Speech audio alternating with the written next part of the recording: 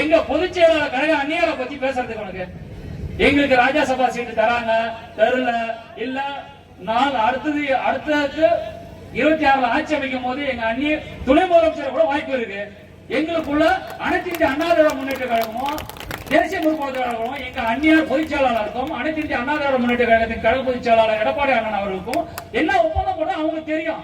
அதாவதுங்க பேசும்போது மைக்கில் பேசும்போது சரிதான், வீடியோல பேசும்போது எந்த ஒரு தலைவரும் சின்ன ஒரு டங்கு ஏற்படும்.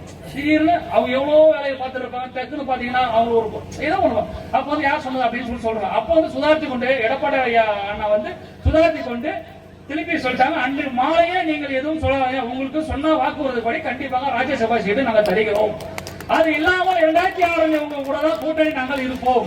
அந்த கூட்டணி வெற்றி பெறும் பட்சத்தில் முதலமைச்சர் துணை முதலமைச்சர் நம்ம கூட பகிர்ந்துக்கலாம் என்று இந்த அளவுக்கு பேசியிருக்காங்க. இந்த அளவுக்கு அனைத்து இந்த அண்ணா திராவிட முன்னேற்ற கழகம் தேசிய முற்போக்கு திராவிட கழகத்தொன்று நாங்க ஒத்துமையா இருக்கோம். இதை கெடுக்கணும்.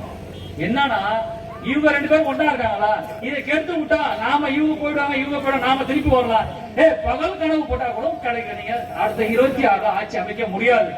தேசிய முற்போக்கு திராவிட கழகத்தின் இரும்பு மங்கை எங்கள் அந்நியார் இருக்கும் கூட்டணி தான் கண்டிப்பாக ஆட்சியை கைப்பற்றும் என்பதை நாங்கள் தெரிவித்துக் கொள்கிறோம்.